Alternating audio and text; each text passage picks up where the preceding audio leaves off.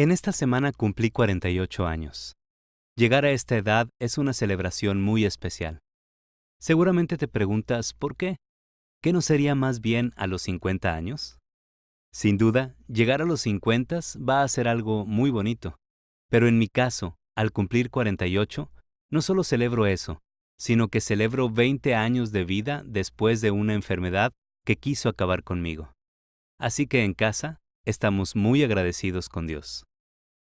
El haber vivido esa experiencia de tener una segunda oportunidad me permite tener una perspectiva distinta de la vida.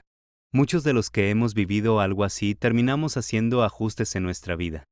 Entre esos ajustes está comer bien, hacer ejercicio, esforzarte y valorar el trabajo, amar y disfrutar a la familia, a los amigos, en fin, cada día que pasa tratas de vivir lo mejor que puedes. Pero debo decirlo, luego de tantos años, como que te vas perdiendo en la inercia tan rápida que lleva la vida, que luego necesitas recordar aquel evento que fue un parteaguas, como para seguir valorando la vida. Hablando de la vida, la fuerza de la vida es como una bolita de nieve que cae del cielo y empieza a arrastrarse desde lo alto de la montaña. Conforme agarra fuerza, se convierte en una avalancha poderosa que es importante valorar y saber administrar. Pero detrás de ese ímpetu de la naturaleza, hay algo más fuerte y esencial que la vida misma, y ese algo es el dador de la vida. Por eso mi gratitud no se puede quedar solo en el tono de dar gracias a la vida, sino más bien es dar gracias a Dios, el dador de la vida. A veces por pena, por incredulidad o ignorancia, nos quedamos solo con una gratitud etérea y sin compromisos. Es decir, una gratitud que no nos genere un lazo ni una lealtad permanente con nadie, mucho menos con Dios. Nos gusta andar libres, sin compromisos, pero muchos de los que hemos sabido valorar esta segunda oportunidad, nos hemos dado cuenta a fuerza del golpe que hay un ser supremo que verdaderamente manda y por alguna razón decide que te quedes aquí más tiempo en esta tierra. Esa razón es el propósito de su gloria. Todo tiene que ver con la gloria del Creador. Cada cosa que existe tiene el propósito de reflejar su gloria. En nuestro caso es igual. Fuimos creados para ser un reflejo de su gloria. Pero a menudo, como seres humanos tenemos la tendencia de señalar la gloria en todas direcciones, sobre todo hacia sí mismos, lo cual es vanagloria, en lugar de darle gloria a Dios nuestro Creador.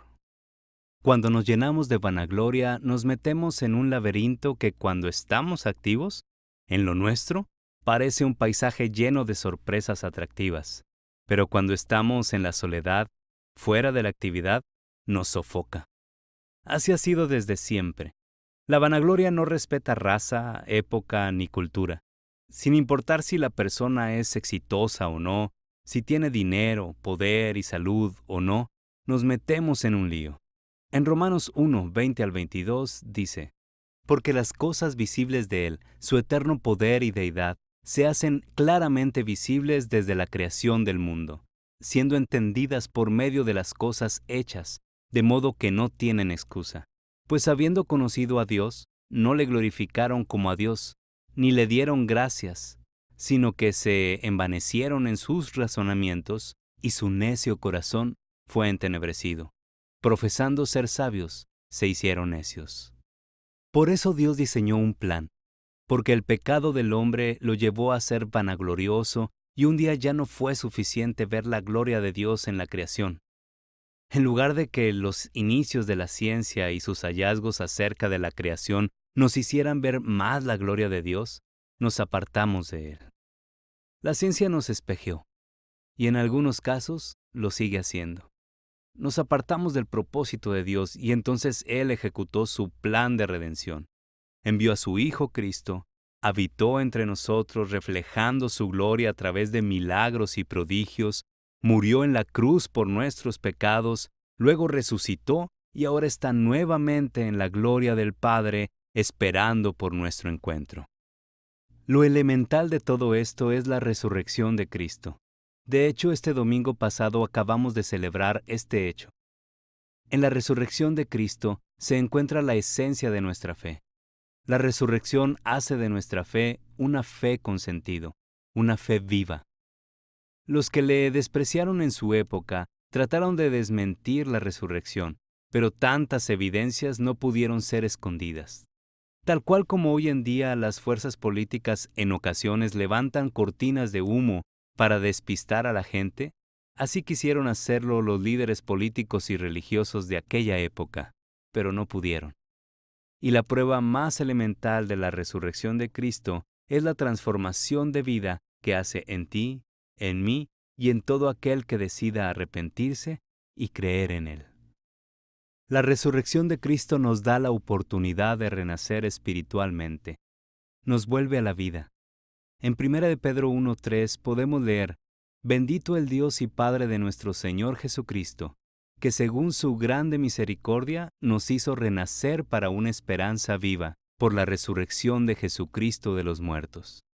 El poder de la resurrección se hace presente en nuestras vidas por la transformación que tenemos en Cristo Jesús. Esta transformación nos lleva a tener una esperanza viva, tan viva como lo está Cristo. En Filipenses 3, 10 al 11, en la versión Palabra de Dios para Todos, Pablo dice: Lo que quiero es conocer a Cristo y experimentar el poder de su resurrección. Quiero compartir con Él sus sufrimientos. También quisiera ser como Él en su muerte y de alguna manera poder alcanzar la resurrección de los muertos. Así como la historia del mundo está dividida entre el antes de Cristo y después de Cristo, así debe demostrarse en nuestra historia personal. Pero, ¿en realidad está ocurriendo eso? ¿Estamos experimentando en nuestras vidas el poder de la resurrección de Cristo? ¿Hay un antes y un después desde que Cristo está presente en nuestras vidas? ¿Está Cristo presente en nuestras vidas? Renacer espiritualmente finalmente se refleja en hechos de nuestro diario vivir. Debemos vivir el Evangelio, es decir, compartir con Él los sufrimientos, ser como Él en su muerte muriendo a nosotros mismos, dándole el primer lugar en nuestras vidas y tener la certeza de que un día estaremos con Él en la eternidad. Aterrizando estos conceptos, podríamos decir, por ejemplo, que, número 1, sufrimos con Él cuando ayudamos al prójimo, al débil, al que está siendo abusado, y lo hacemos por encima de nuestros intereses, poniendo nuestros talentos y recursos al servicio de esa gente. Número 2. Somos como Él en su muerte cuando hacemos a un lado nuestro propósito de vanagloria y hacemos nuestro su propósito de gloria, tal cual como en Filipenses 2:6 dice: el cual siendo en forma de Dios, no estimó el ser igual a Dios como a cosa que aferrarse. Así como Cristo dejó su lugar, nosotros debemos hacer lo mismo. Y número 3, mantenemos la esperanza viva de alcanzar la resurrección de los muertos cuando nos mantenemos firmes en la fe de Cristo, cuando cada cosa que hacemos en la vida la realizamos con pasión, sabiendo que no todo queda aquí, sino que continuará cuando estemos con Él en la gloria. Como les decía al principio, hace 20 años Dios facilitó las cosas para que yo sanara. Volví a la vida. Pero lo más importante no fue recobrar la salud física, sino fue que hizo lo imposible. Es decir, me permitió reconocerlo a Él como Dios, dejar a un lado mi antigua manera de vivir, para abalanzarme a cumplir su propósito de gloria en mi vida. Y eso solo fue posible por el poder de su resurrección que nos da vida en medio de la vida. Seguramente tú has experimentado algo similar o conoces a alguien que ha sido transformado por Cristo. Sea un caso o el otro, démonos la oportunidad de que en nuestras decisiones pese más la esperanza viva que tenemos en Cristo que lo que dicte el mundo y sus deseos. Y que cuando tomemos esas decisiones no estimemos como pérdida lo que hemos dejado, puesto que nuestra ganancia es mayor. Veámonos como Dios nos ve, bajo la lupa de la cruz de Cristo, redimidos y transformados por su gracia, y prosigamos a la meta con el poder de su resurrección latente en nuestras vidas.